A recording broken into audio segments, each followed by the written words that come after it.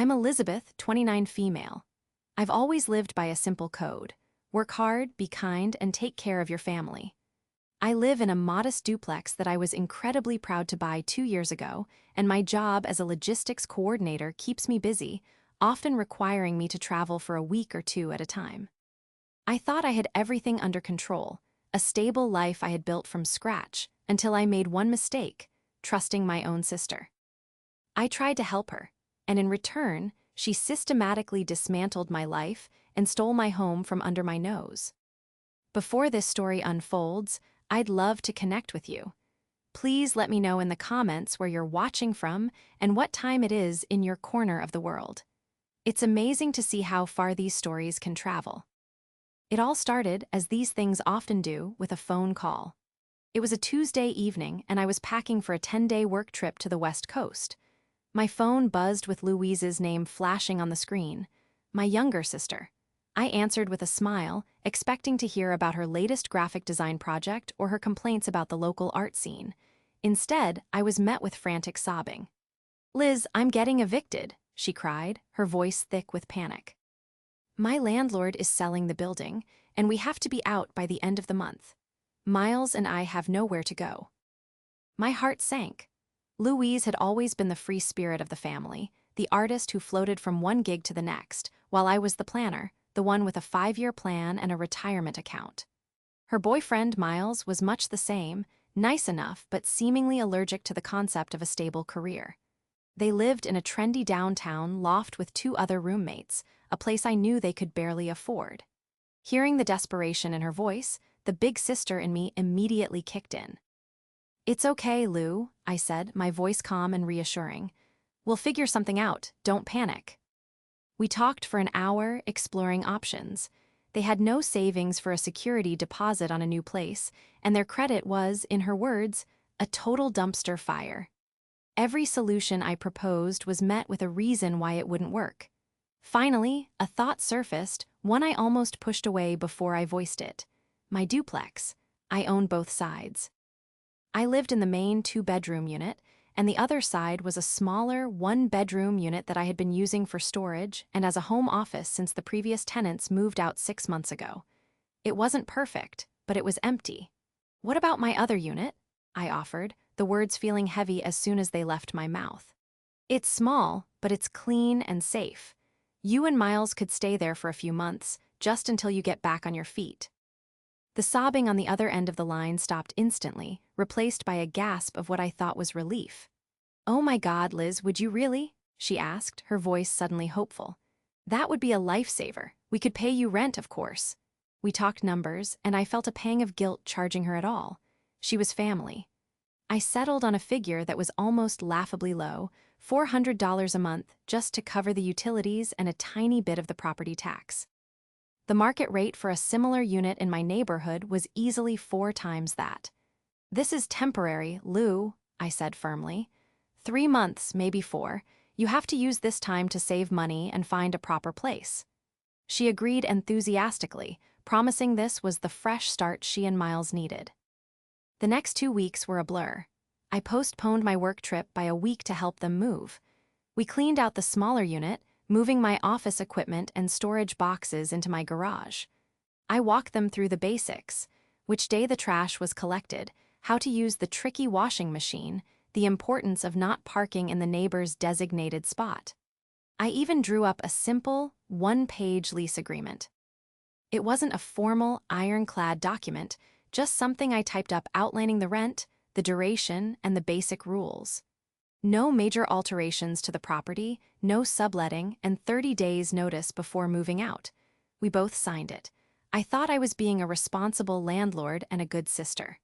Looking back, that piece of paper was a monument to my own naivety. Victoria, my best friend since college, was skeptical from the start. We met for coffee the day before I was scheduled to leave for my rescheduled trip. "Are you sure about this, Elizabeth?" she asked, stirring her latte while eyeing me over the rim of her mug. Victoria was a human resources manager, and her entire career was built on reading people and anticipating problems. "Louise is, well, she's Louise. She's never been good with responsibility." And Miles doesn't exactly scream tenant of the year. I defended my sister, of course. She's just had some bad luck, I argued. She's family. I can't let her be homeless. Victoria sighed, a look of concern etched on her face. I know, just be careful. Get everything in W. Writing, and don't let her take advantage of your kindness. Sometimes helping family is the quickest way to create a problem. I waved off her concerns, confident that I was doing the right thing. This was my little sister. She wouldn't betray my trust. The sheer foolishness of that thought is something I still grapple with today. It was a costly, painful lesson in the making. The 10 days on the West Coast were grueling but successful. I managed to streamline a major shipping route for my company, earning a commendation from my boss and a nice bonus. I felt on top of the world as I boarded my flight home, tired but deeply satisfied. I texted Louise a couple of times during the trip, just to check in. Her replies were always brief and upbeat. Everything's great, the place is awesome. Thanks again, Liz, she'd write back. I felt a warm glow of pride, happy that I could provide her with a safe harbor during her storm. I pictured coming home, maybe having a relaxed dinner with her and Miles, hearing about their search for a new apartment. My flight landed late at night. By the time I got my luggage and took a taxi, it was nearly 1 a.m. The street was quiet, shrouded in the sleepy suburban darkness. I paid the driver, dragged my suitcase up the walkway, and fumbled for my keys.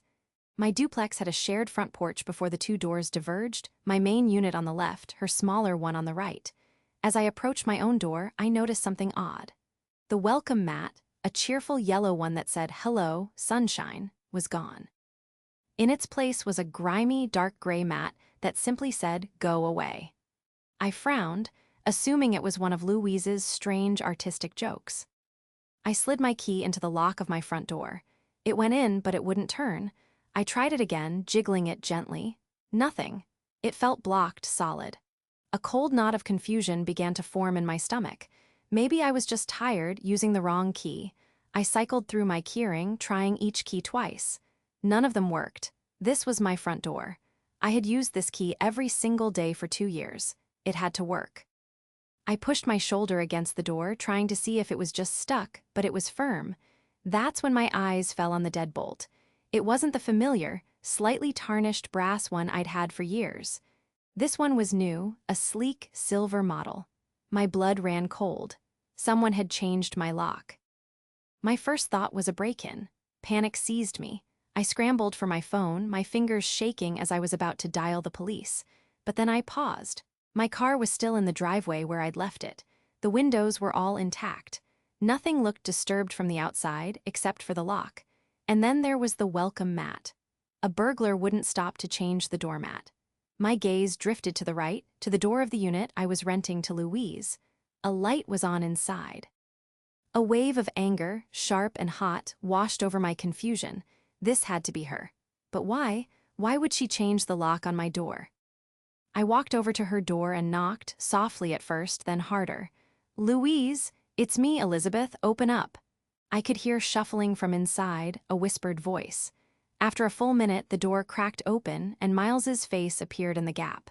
He looked disheveled, blinking at me as if he'd just woken up. "Elizabeth," he said, his voice groggy. "What's up? It's late." "What's up?" I repeated, my voice rising with disbelief. "My key doesn't work, Miles. Someone changed the lock on my door. Do you know anything about this?" He had the decency to look uncomfortable. He avoided my eyes, glancing back into the apartment. "Oh, yeah, about that. Louise can explain. She's sleeping right now." "Sleeping? Wake her up. I'm locked out of my own house in the middle of the night." My voice was steely now, the exhaustion and satisfaction from my trip completely evaporated, replaced by a growing dread. He sighed, then opened the door wider. "Fine, come in, just be quiet." I stepped into the small unit, and my jaw nearly hit the floor. The space, which had been clean and sparsely furnished with a few items I'd left for them, was a disaster zone. Piles of clothes were everywhere, dirty dishes were stacked on every surface, and the air smelled stale. But that wasn't what shocked me. What shocked me was seeing my things. My favorite armchair from my living room was crammed into a corner, covered in laundry. My bookshelf was there, its contents replaced with cheap paperbacks and beauty products. My coffee maker was on the counter. It was as if they had gone shopping in my apartment. Louise emerged from the bedroom, rubbing her eyes. She was wearing one of my silk blouses as a pajama top. "Liz, you're back early," she mumbled, not a hint of surprise or guilt in her voice.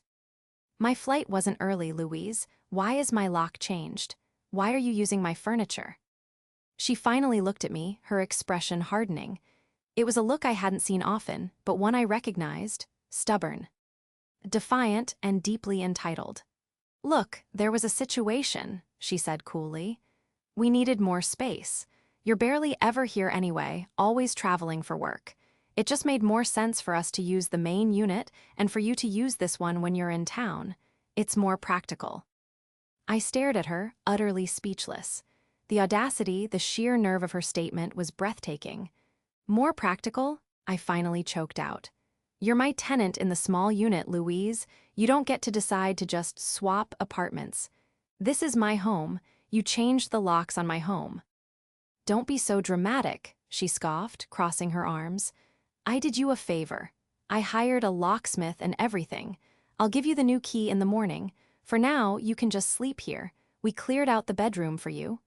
She gestured vaguely towards the back room, as if offering a generous gift. I stood there in the middle of the cluttered room, my suitcase by my feet, surrounded by my own belongings that had been taken without my permission. I was a guest in my own house, locked out of my life by the very person I had tried to save. The warmth of sisterly affection I had felt just hours ago had turned to ice in my veins. Victoria's warning echoed in my ears: "Don't let her take advantage of your kindness." It was too late. She already had. The night that followed was one of the longest of my life. I didn't sleep in the small unit as Louise had so generously offered. The idea of sleeping in a bed they had cleared out for me, in my own property, while they slept in my bed in my home, made my skin crawl. Instead, I grabbed my purse, left my suitcase standing defiantly in there, in my cluttered living room, and walked out. I didn't know where I was going, I just knew I couldn't stay there. I ended up calling a rideshare and checking into a sterile, anonymous hotel room a few miles away. As I sat on the edge of the stiff hotel bed, the reality of the situation crashed down on me. It wasn't just that they had changed the lock. It was the casual, dismissive way Louise had explained it, as if she were informing me of a minor scheduling change. "We needed more space. You're barely ever here. It's more practical." There was no apology, no hesitation, no recognition that she had crossed an unforgivable line. She hadn't just moved into my apartment, she had erased me from it. She had decided that her needs superseded my ownership, my rights, and my life. The betrayal was so profound, so absolute, that it felt like a physical weight pressing down on my chest. The next morning, fueled by coffee and a burning sense of injustice, I drove my rental car back to the duplex. I had to see the extent of the damage for myself. I still didn't have a key to my own front door, so I knocked on Louise's, the small unit's, door again. Miles answered, looking even more sheepish than the night before. He handed me a single, shiny new key without a word. "Louise is at the store," he mumbled, refusing to meet my eyes. I snatched the key from his hand and marched to my front door. The key slid into the new lock and turned smoothly. As the door swung open, I braced myself. But what I saw was worse than anything I could have imagined. The home I had meticulously decorated, the sanctuary I had built for myself, was gone. It was like walking into a stranger's house, a stranger with terrible taste and no respect for property. My elegant, comfortable sofa was draped with cheap, brightly colored throws. The walls, which I had painted a calming shade of sage green, were now covered in tacked-up posters and unframed prints. My minimalist coffee table was buried under a mountain of magazines, empty mugs, and video game controllers. I walked numbly through the rooms. In the kitchen, my high-end cookware was caked with old food, left sitting on the stove. The fridge was packed with their groceries, and a half-eaten pizza sat on my marble countertop. My dining room, which had housed a beautiful oak table inherited from our grandmother, was now a makeshift art studio for Louise. Canvases were propped against the walls, paint was splattered on the hardwood floor, and the table itself was stained with turpentine. The smell was overpowering. The worst was my bedroom, my personal, private space. They had taken down my curtains, replacing them with a dark, heavy blanket tacked over the window. Miles's clothes were mixed in with mine in the closet, and Louise's makeup had exploded all over my vanity. They were sleeping in my bed, on my sheets. I felt violated, as if I had been robbed of something far more intimate than just physical possessions. They had stolen my sense of security, my peace, my very identity within my own home. I found the lease agreement we had signed on the kitchen counter, being used as a coaster. It had a large, wet ring on it from a sweating glass. The irony was so bitter it almost made me laugh. That piece of paper, my symbol of doing things the right way, meant absolutely nothing to her. I picked it up, the damp paper clinging to my fingers. This was my proof. This was the document that explicitly stated she was the tenant of the small unit, not the master of my entire property. As I stood there taking in the scene of destruction and disrespect, Louise walked in through the back door, carrying a bag of groceries. She stopped short when she saw me, a flicker of annoyance crossing her face before being replaced by a contrived, sweet smile. "Oh, you're here. What do you think?" she asked, gesturing around the trashed living room. "It's starting to feel more like home, right? A little more personality." "Personality," I said, my voice dangerously quiet. "You call this personality? This is a pigsty, Louise. You've destroyed my home." Her smile vanished. "I didn't destroy anything. I'm living here. Things get messy. You wouldn't know, since you're never here to actually live in it. I'm doing you a favor by keeping the place from sitting empty." "A favor?" I was shaking with rage. "You had a lease, Louise, for the other unit, the small one, for $400 a month. Did you think that gave you the right to take over my entire life?" "Oh, that little paper?" she scoffed, nodding toward the ruined document in my hand. "Come on, Liz, that was just a formality. We're sisters. I knew you'd understand. I needed this. Miles and I deserve a nice place to live." The word deserve hung in the air between us, thick and poisonous. That one word told me everything I needed to know. This wasn't a mistake or a misunderstanding. This was a deliberate act of entitlement. In her mind, she deserved my home more than I did, simply because she wanted it. My hard work, my mortgage payments, my ownership, none of it mattered. My purpose, in her eyes, was to provide for her. The sister I thought I knew, the one I had tried to help, was gone. In her place was a greedy, selfish stranger wearing her face. And I knew, in that moment, that getting her out would not be as simple as just asking her to leave.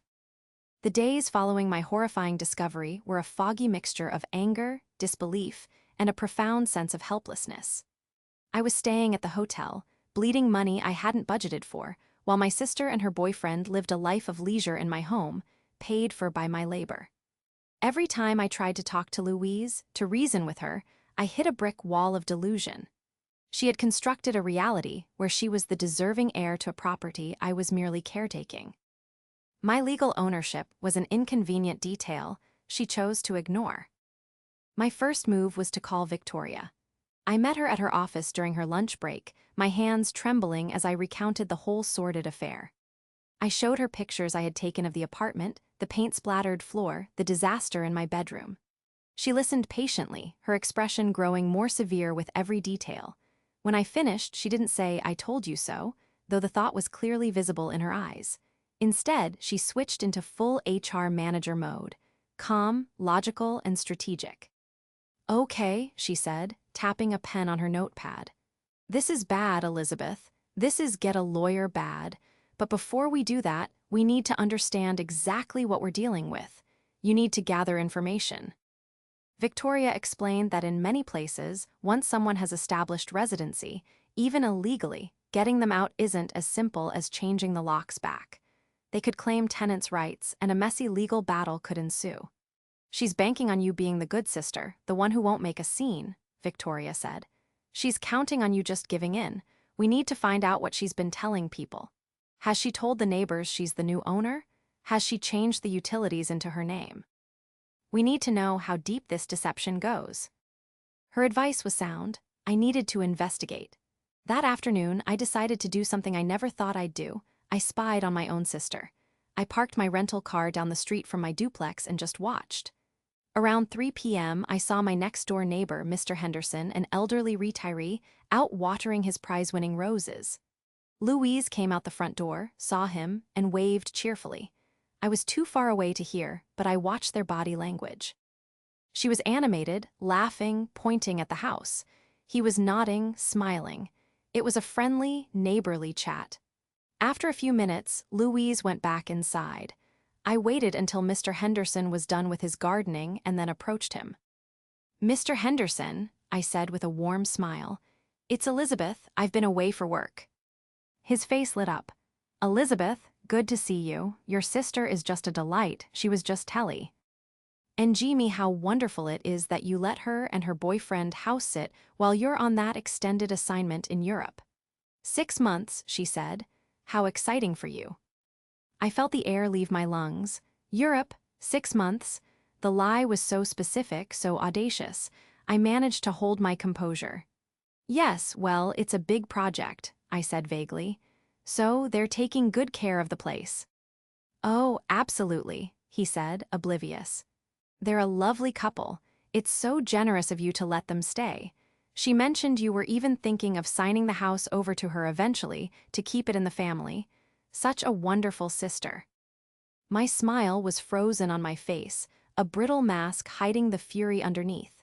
Signing the house over to her? She wasn't just living in my house. She was actively trying to socially annex it, weaving a narrative that erased me as the owner and painted her as the benevolent successor. I thanked Mr. Henderson for the chat and walked back to my car, my mind reeling. My next stop was the post office. I had put a hold on my mail while I was away, a standard procedure. When I went to pick it up, the clerk handed me a surprisingly thin bundle. "Is this everything?" I asked. The clerk checked her computer. "Well, ma'am, it looks like a change of address was filed for this address about a week ago. All mail is being forwarded to a P.O. box." She gave me the number.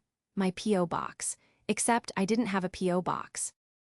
Louise had forged my signature and was redirecting my mail. This was no longer just a familial dispute. This was mail fraud. She was trying to intercept my bills, my bank statements, anything that tied me financially to the property, likely to hide her tracks or even try to get utilities switched to her name. The pieces were falling into place, each one revealing a darker, more premeditated layer to Louise's plan. This wasn't a spur-of-the-moment decision to take over my apartment because she needed more space. This was a calculated takeover. She had seen my work travel not as a part of my career, but as a window of opportunity.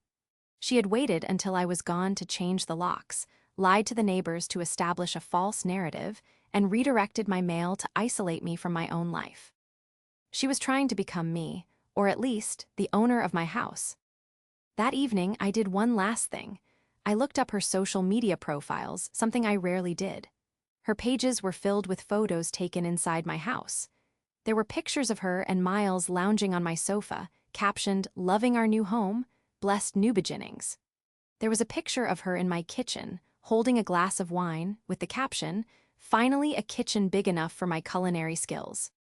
She had even posted a photo of my backyard with the text, "So excited to plant a garden here this spring." She was presenting my life as her own to hundreds of friends and followers. The comments were all congratulatory, filled with people praising her for her beautiful new house. She had built a complete fantasy, and I was the ghost haunting the edges of the frame. The web of lies was intricate and terrifying. She hadn't just moved in, she was systematically trying to erase me. Armed with the horrifying truth of Louise's calculated deception, I felt a shift inside me. The hurt and confusion were still there, but they were now being forged into a cold, hard resolve. My sister had declared war, and she had mistaken my kindness for weakness. It was time to show her how wrong she was. I was done being the victim. I was going to be the landlord. My first call the next morning was to a lawyer Victoria had recommended. He specialized in landlord-tenant law. I spent an hour on the phone with him, detailing everything from the initial sob story and the $400 lease for the small unit, to the changed locks, the trashed apartment, the lies to the neighbors, and the mail fraud. He was quiet for a long time after I finished, and for a terrifying moment, I thought he was going to tell me I had no options. "Well, Ms. Vance," he finally said, his voice grave. You certainly have a mess on your hands. Your sister and her boyfriend are what we call tenants at sufferance. They started as legal tenants in one unit and have now become illegal occupants, or squatters, in another. But because you voluntarily gave them a key to the property initially, even to the other unit, we have to proceed carefully to avoid any illegal eviction claims. He laid out the plan, a meticulous, step-by-step process that had to be followed to the letter of the law. There would be no dramatic confrontations, no changing the locks back on them. That would only give them ammunition to use against me. We had to do this by the book. The first step was to serve them with a formal, written notice to cure or quit. This legal document would state their violation, occupying the wrong unit and causing damage, and give them a specific time frame, in our state it was 3 days, to cure the viol. Ation meaning, move back into the small unit and cease occupying mine, or quit the premises entirely, move out. This is the first shot across the bow, the lawyer explained. She will almost certainly ignore it. When she does, we immediately file an unlawful detainer lawsuit with the court. That begins the formal eviction process. He also advised me to file a police report regarding the mail fraud and to contact the post office to launch an official investigation. This would create a paper trail of her criminal activity, which would be invaluable. That afternoon, I felt like a general preparing for battle. I went to the police station and filed a report about the mail forwarding. The officer was sympathetic, but explained that these investigations take time. Still, having the report number felt like a small victory. Then, I went to the post office and, with proof of my identity and homeownership, had the illegal forward canceled and all my mail redirected to Victoria's address for the time being. Step by step, I was taking back control. The hardest part was drafting the notice to cure or quit. My lawyer sent me a template, but filling it out, naming my own sister, Louise Vance, and her boyfriend, Miles, as the tenants in violation, felt surreal. I listed the breaches: unauthorized occupation of Unit A, significant property damage exceeding normal wear and tear, creation of a nuisance, and violation of the agreed-upon lease for Unit B. Every word I typed was a nail in the coffin of our relationship, but it had to be done. The law required that the notice be served properly. I could hire a professional process server, or I could do it myself. I chose to do it myself. I needed to see her face. I printed 3 copies, one for her, one for Miles, and one for my own records. I drove to my house late in the afternoon, my heart pounding in my chest. I taped Louise's notice securely to the front door of my unit, the one she was illegally occupying. Then I walked over to the door of the small unit and slid a copy for Miles under the door, as I knew he was likely inside. As I was walking back to my car, the front door of my unit opened and Louise stepped out. She saw the paper taped to her door and ripped it off, her eyes scanning the legal jargon. Her face went from confusion to contempt to pure rage. "What is this?" she shrieked, waving the paper at me. "A notice to quit. Are you serious, Elizabeth? You're trying to evict your own sister." "You left me no choice, Louise," I said, my voice steady, betraying none of the turmoil I felt inside. "You are illegally occupying my home. The lease you signed was for the other unit.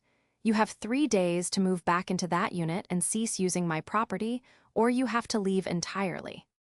"You can't be serious," she spat, her face turning red. "After all I've done to make this place nice, we're family, you can't just throw me out on the street." "You are not being thrown out on the street," I countered, my voice as cold as ice. "You are being instructed to abide by the legal agreement you signed. You can live in the small apartment for the agreed-upon rent until you find a new place. Or you can leave. The choice is yours, but you will not be living in my home any longer." Miles came out, having seen the notice I slid under his door. He looked terrified, glancing back and forth between me and Louise. "Maybe we should just move back to the other side, Lou," he mumbled. "This is getting crazy." Louise shot him a look of pure venom. "Don't be a coward, Miles. She's bluffing. She's our sister and our landlord. She wouldn't actually go through with this. She's just being dramatic." She crumpled the notice into a ball and threw it on the lawn. "We're not going anywhere." I didn't say another word. I just looked at her, at the crumpled piece of paper on my grass, and I knew what would happen next. She had made her choice. I got in my car and drove away. The 3-day clock was now ticking. The legal gears were in motion, and there was no turning back. She thought I was bluffing, but she had no idea how determined I was to get my life back. The 3 days stipulated in the notice to cure or quit passed in agonizing silence. As my lawyer and I predicted, Louise made no effort to move back into the small unit. I drove by the house each day, and from the street, I could see them coming and going from my front door as if they owned the place. They were calling my bluff, confident that family ties would be my undoing. On the morning of the 4th day, I was back in my lawyer's office, signing the paperwork to file the unlawful detainer lawsuit. The legal system, though slow, was now officially on my side. The court set a date for a hearing 2 weeks later. In the meantime, Louise and Miles had to be formally served with the court summons. This time, I hired a professional process server. I didn't want another confrontation. The server confirmed a few days later that he had successfully delivered the papers to both of them. The reality of a court date, a real judge, and potential legal consequences finally seemed to pierce Louise's bubble of entitlement. My phone started blowing up with a barrage of texts and voicemails. First came the angry messages. "How could you do this to me? You're trying to ruin my life. You'll be hearing from my lawyer." A bluff, I knew she couldn't afford one. Then came the manipulative, guilt-tripping messages.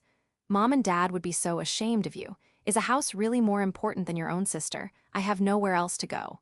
Finally came the desperate, almost pathetic attempts at negotiation. "Okay, what if we pay you an extra $200 a month for the big unit?"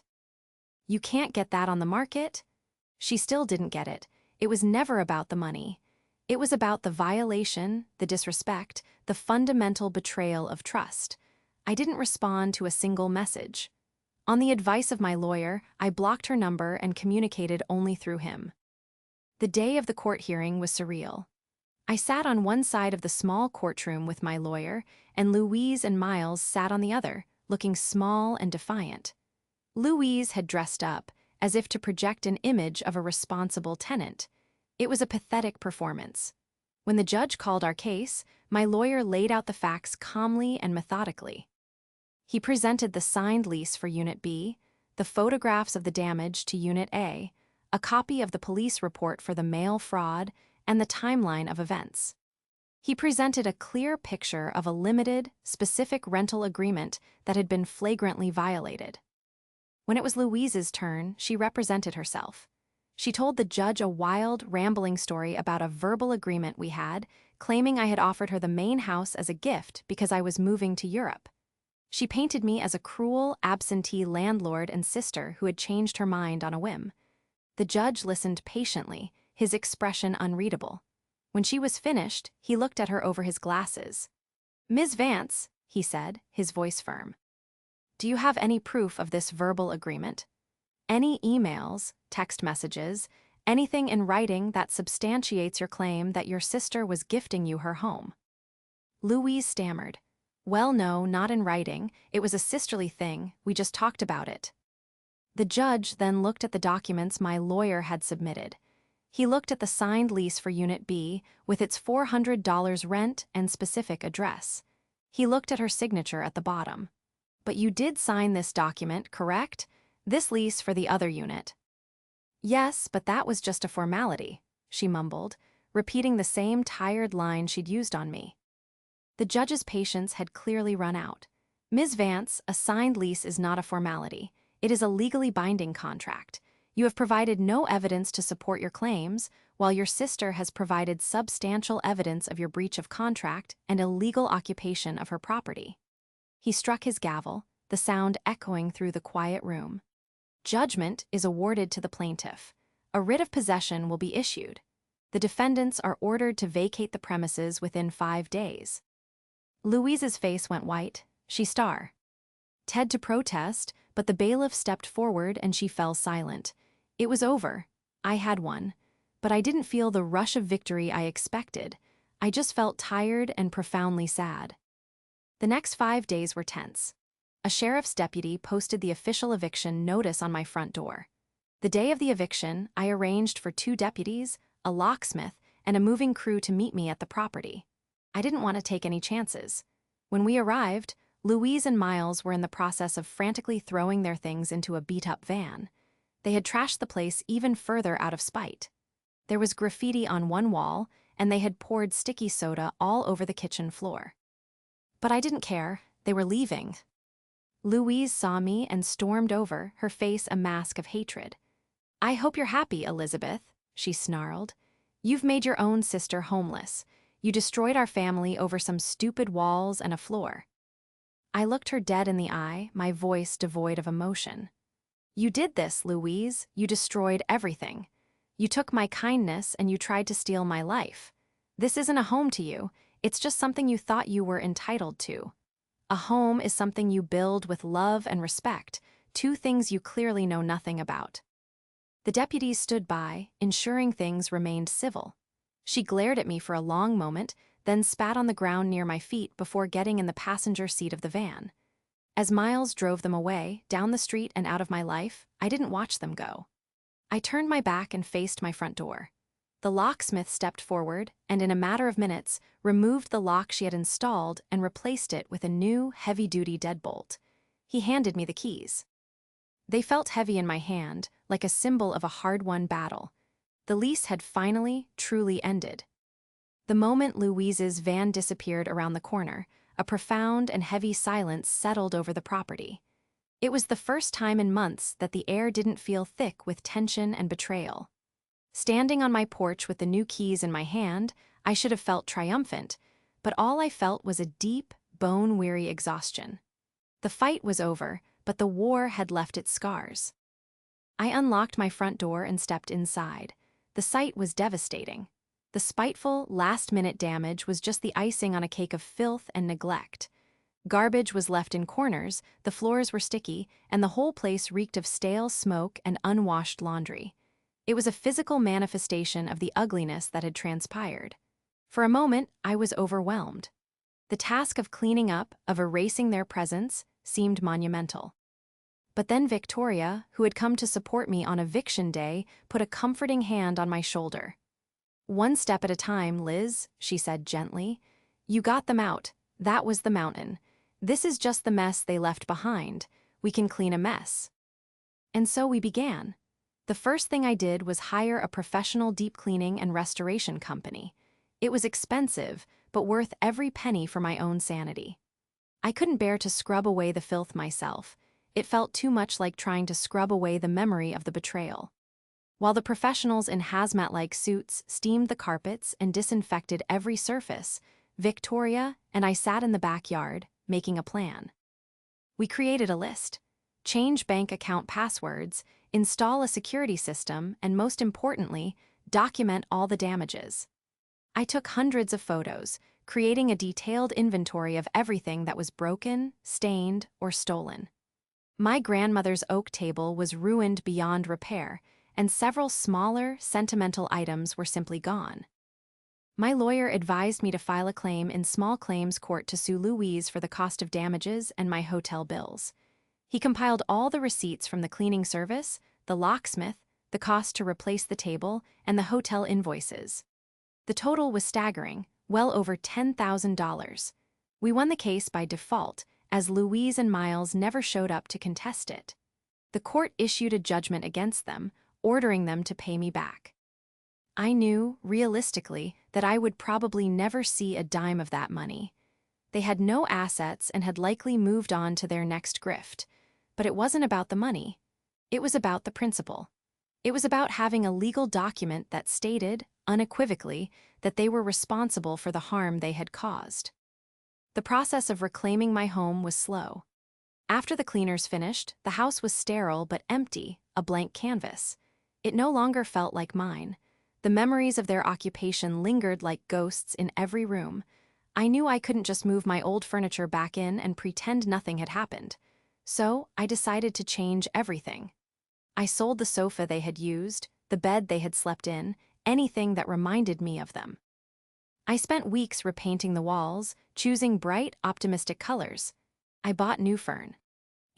Pieces that were entirely my own, with no history attached. I planted a new garden in the backyard. Slowly, painstakingly, I began to overwrite their memory with new, happier ones. I was not just restoring a house, I was rebuilding a sanctuary. I never spoke to Louise again. Through the family grapevine, I heard she and Miles had moved in with one of his relatives a few towns over. Our parents, who lived out of state, had been caught in the middle. Louise had fed them a version of the story where I was the villain, and for a while, they tried to pressure me to forgive and forget for the sake of the family. I had to have a very difficult, very direct conversation with them. I sent them the photos, a copy of the court judgment, and a letter explaining the full extent of Louise's actions, from the mail fraud to the lies. I told them that while I would always love them, my relationship with my sister was over. Forgiveness, I explained, was not possible without remorse, and Louise had shown none. It was a boundary I had to draw for my own mental health. Months passed. My house began to feel like a home again, my home. The security system gave me peace of mind, and the new decor made it feel fresh and full of promise. I still travel for work, but coming home is different now. I have a deeper appreciation for the peace and security I've fought so hard to reclaim. The ordeal taught me a harsh lesson about trust and the dark side of family dynamics. It showed me that sometimes, the people closest to you are the ones most capable of hurting you, and that kindness without boundaries is just an invitation for exploitation. But it also showed me my own strength. I faced the ultimate betrayal and didn't crumble. I fought back, not with anger and revenge, but with logic, the law, and an unwavering determination to reclaim what was mine. I built walls, both literally around my property and figuratively around my heart, but they are healthy walls, built not to keep love out, but to keep disrespect and entitlement from ever getting in again. My peace was costly, but I earned it back, and this time, it's not for rent.